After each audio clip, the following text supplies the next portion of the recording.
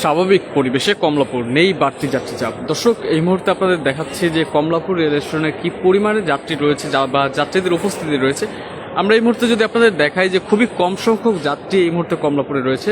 দর্শক, আপনারা যেমনটি জানেন যে কমলাপুর রেল স্টেশন এটি বাংলাদেশের সর্ববৃহৎ এবং সর্বোচ্চ ব্যস্ততম একটি রেল স্টেশন, যার ফলে আমরা প্রতিনিয়ত দেখি যে এখানে উপচে পড়া ভিড়, যাত্রীদের চাপ এবং বিশৃঙ্খলা এগুলো প্রতিনিয়ত আমরা দেখতে পারি। কিন্তু যদি এই মুহূর্তের চিত্র আপনাদের যদি বলি, যে বিকালের চিত্র যদি আপনাদের বলি, সেটি যাত্রী চাপ খুবই স্বাভাবিকের তুলনায় আমরা খুবই কম সংখ্যক যাত্রী দেখতে পেরেছি।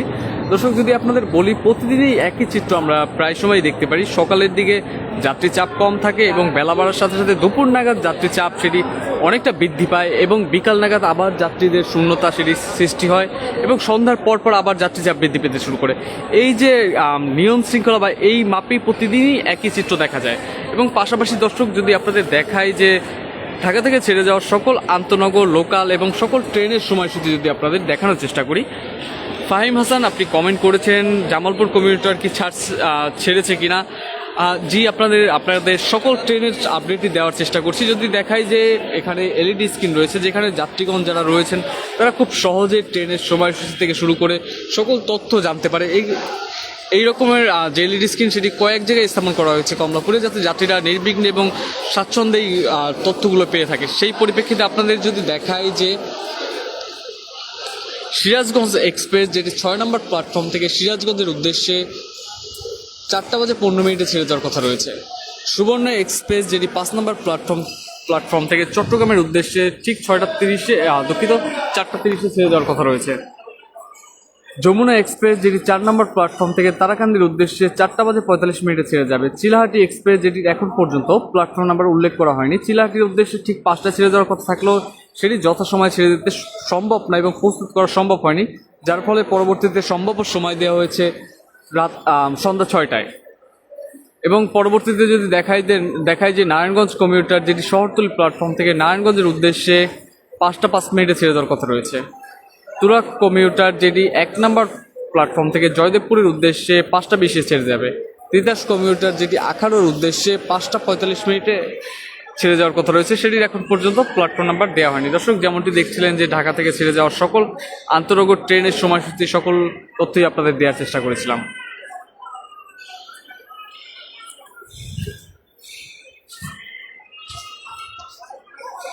যেমনটি দর্শক দেখছেন যে যাত্রীদের যে শূন্যতা বা যাত্রীদের যে উপস্থিতি সেইটি নেই বললেই চলে এবং সিরিয়াল বিপর্যয় না হওয়ার ফলে তেমন একটি জটলা এবং বিশৃঙ্খলা সেটি এই মুহূর্তে দেখা যাচ্ছে না। আমরা বেশ আজ ভালো চিত্রই দেখা গিয়েছে। সকাল থেকে দেখেছি যে বড় ধরনের কোনো সিরিয়াল বিপর্যয় দেখা যায়নি। এই মুহূর্তে যদি আপনাদের বলি, চিলাহাটি এক্সপ্রেস, সেটি 1 ঘন্টা সম্ভাব্য সময় দেওয়া হয়েছে। 5টায় ছেড়ে যাওয়ার কথা থাকলেও সেটি ছেড়ে যাবে 6টায়। সুতরাং একটি ট্রেনের সিরিয়াল বিপর্যয় হবে এবং অন্যদিকে সকল ট্রেনই দেখেছি যে যথাসময়ে রয়েছে এবং সময় ছেড়ে যাওয়ার মতো সময় রয়েছে। এবং আপনাদের দর্শক বলে রাখতে চাই যে সেগুলো ছেড়ে যাওয়ার জন্য সময়ও রয়েছে এবং পাশাপাশি সেই ট্রেনগুলো প্ল্যাটফর্মেই অবস্থান করছেন, যার ফলে সময় মতোই সেগুলো হয়তো প্রস্তুত করা সম্ভব হবে ছেড়ে যাওয়ার জন্য। যেমনটি দেখছেন যে যাত্রীদের যে চাপ সেটি এই মুহূর্তে নেই বললেই চলে। যেমনটি আপনাদের বলছিলাম যে কোনো ট্রেনের শিডিউল বিপর্যয় না হলে এই বাড়তি চাপ সেটি পোহাতে হয় না, কেননা একটি ট্রেন যখন শিডিউল বিপর্যয় হয় সেই ট্রেনটিতে ভ্রমণের উদ্দেশ্যে আগত যাত্রী সংখ্যক যারা রয়েছেন তারা এই প্ল্যাটফর্ম এবং বিভিন্ন জায়গায় ঘুরপাক খেতে থাকে এবং একসাথে যদি 2-3টি ট্রেনের শিডিউল বিপর্যয় হয়, সেক্ষেত্রে এই 2-3টি ট্রেনের যে যাত্রী যারা রয়েছেন তারা প্ল্যাটফর্মেই অবস্থান করেন এবং যার ফলে দেখা যায় এত বিপুল সংখ্যক মানুষ বিভিন্ন জায়গায় ঘুরপাক খেতে থাকে এবং প্ল্যাটফর্মের বসার স্থানে বসে থাকে, যার ফলে দেখা যায় যে একটি বাড়তি যাত্রী চাপ সেটি এই কমলাপুরকে নিতে হয়। এবং অন্যদিকে যদি ট্রেনের শিডিউল বিপর্যয় না হয়, সেক্ষেত্রে এই প্রক্রিয়াটি চলমান থাকে, যাত্রীরা আসতে থাকেন এবং ট্রেন ছেড়ে তার গন্তব্যের উদ্দেশ্যে চলে যায়, যার ফলে এটি চলমান থাকায় যাত্রীদের উপস্থিতি বেশি থাকলেও সেটি চলমান অবস্থায় থাকার ফলে বিশৃঙ্খলা দেখা যায় না।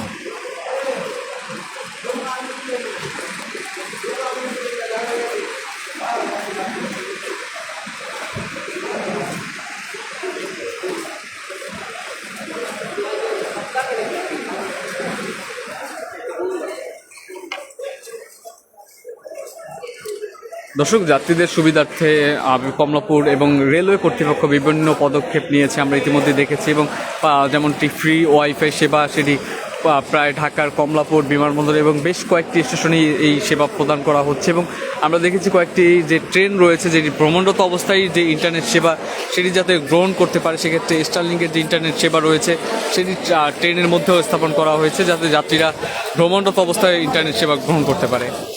এবং পাশাপাশি রয়েছে নিরাপত্তার জন্য এখানে রয়েছে আরএনবি চৌকি, বাংলাদেশ রেলওয়ে তথ্য সেবা কেন্দ্র যেখানে ম্যানুয়ালি যে জানার বা যে কোনো তথ্যের প্রয়োজনে যাত্রীরা এখানে এসে জানতে পারেন। পাশাপাশি রয়েছে বাংলাদেশ রেলওয়ে পুলিশ সেবা কেন্দ্র যেখানে যাত্রীদের যে কোনো নিরাপত্তার বিষয় বা যে কোনো অভিযোগ সেখানে এসে তারা করতে পারেন। পাশাপাশি রয়েছে লস্ট অ্যান্ড ফাউন্ড সেন্টার যেখানে কোনো যাত্রীর যদি কোনো কিছু হারানো যায় সেক্ষেত্রে এখানে এসে অভিযোগ করতে পারে এবং অন্য কোনো যাত্রী পেয়ে থাকলে সেটিও এখানে জমা দিতে পারবেন। এ সকল যে চৌকিগুলো রয়েছে সেটি যাত্রীদের যাত্রার মান উন্নয়নের ক্ষেত্রে করা হয়েছে।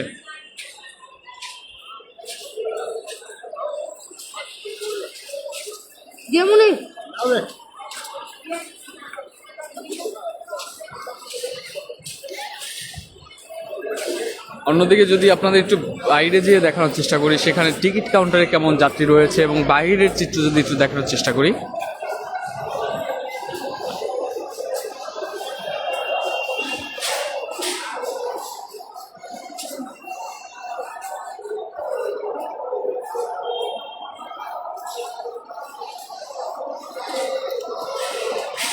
আটশো পাঁচ মোহাম্মদ শাহেদ আপনি কমেন্ট করেছেন 805 কি কমলাপুরে ঢুকেছে। আপনাদের যদি দেখায় যে 805-এ রয়েছে চিলাহাটি এক্সপ্রেস যে ট্রেনটি রয়েছে সেটি এখন পর্যন্ত কমলাপুরে আসতে সক্ষম হয়নি, সেটি 1 ঘন্টা বিলম্ব হবে। যেমনটি আপনারা দেখতে পাচ্ছেন যে বিকাল 5টায় ছেড়ে যাওয়ার কথা থাকলেও সেটি যথাসময়ে ছেড়ে যাওয়ার জন্য প্রস্তুত করা সম্ভব হয়নি এবং সেই ট্রেনটি এখন পর্যন্ত কমলাপুরেই আসতে সক্ষম হয়নি এবং পরবর্তীতে সেটির সম্ভাব্য সময় দেওয়া হয়েছে 6টায়।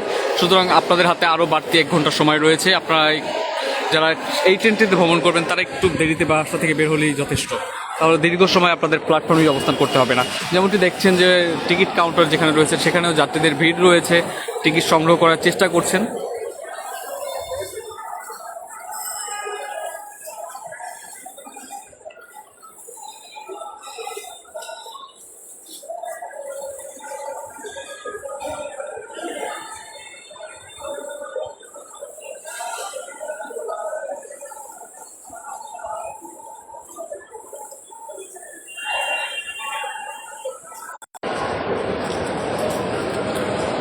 যেমনটি দেখছেন যাত্রী সংখ্যক যারা রয়েছেন তারা কমলাপুরের যে ভিতরে প্রবেশ করার চেষ্টা সেটি তারা করছেন। একদিকে কমলাপুরে যে সকল যাত্রী ঢাকা ছাড়ার জন্য প্রবেশ করছেন, অন্যদিকে যে বহির্গমন যে পথটি রয়েছে সেখান থেকে যখন কোনো যাত্রী কমলাপুরে আসেন একযোগে আপনাদের যদি কোনো তথ্যের প্রয়োজন হয় সেক্ষেত্রে আপনারা কমেন্ট করতে পারেন, আমরা যথারীতি আপনার কমেন্টের মূল্যায়ন করার চেষ্টা করব এবং তথ্য দেওয়ার চেষ্টা করব।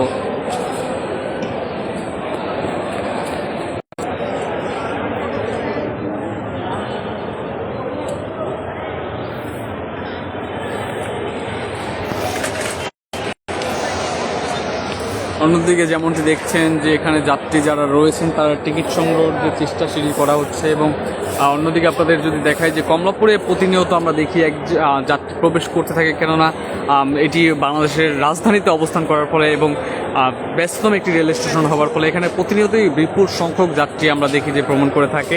যদি এখনকার চিত্র বলি যে স্বাভাবিকের তুলনায় কিছুটা কম যাত্রী এই মুহূর্তে দৃশ্যমান। দর্শক যেমনটি দেখাচ্ছিলাম ঢাকার এই কমলাপুর রেল স্টেশনে যাত্রীর চাপ এবং পাশাপাশি কখন নাগাদ কোন ট্রেন ছেড়ে যাবে কোন গন্তব্যের উদ্দেশ্যে সে সকল তথ্যই আপনাদের দেওয়ার চেষ্টা করেছিলাম। আর সাদিয়া আপনি কমেন্ট করেছেন যে সিরাজগঞ্জ এক্সপ্রেস কখন নাগাদ ছেড়ে যাবে। যদি আপনাদের একটু সামনে যেয়ে দেখায় যে সিরাজগঞ্জ এক্সপ্রেস যে ট্রেনটি রয়েছে সেই ট্রেনটি 4টা 15 মিনিটে ছেড়ে যাওয়ার কথা রয়েছে এবং সেই ট্রেনটি এই মুহূর্তে 6 নম্বর প্ল্যাটফর্মেই অবস্থান করছে। সুতরাং ধারণা করা যাচ্ছে যে সঠিক সময় সেই ট্রেনটি ছেড়ে যেতে পারে। সুতরাং আপনারা যদি এই ট্রেনটিতে ভ্রমণ করার ইচ্ছা থাকে বা ভ্রমণ করার উদ্দেশ্য থাকে সেক্ষেত্রে খুব দ্রুতই সেই ট্রেনটিতে ওঠার চেষ্টা করবেন। সেই ট্রেনটি এই মুহূর্তে 6 নম্বর প্ল্যাটফর্মে রয়েছে এবং অল্প কিছুক্ষণের মধ্যেই সেই ট্রেনটি ছেড়ে যাওয়ার কথা রয়েছে।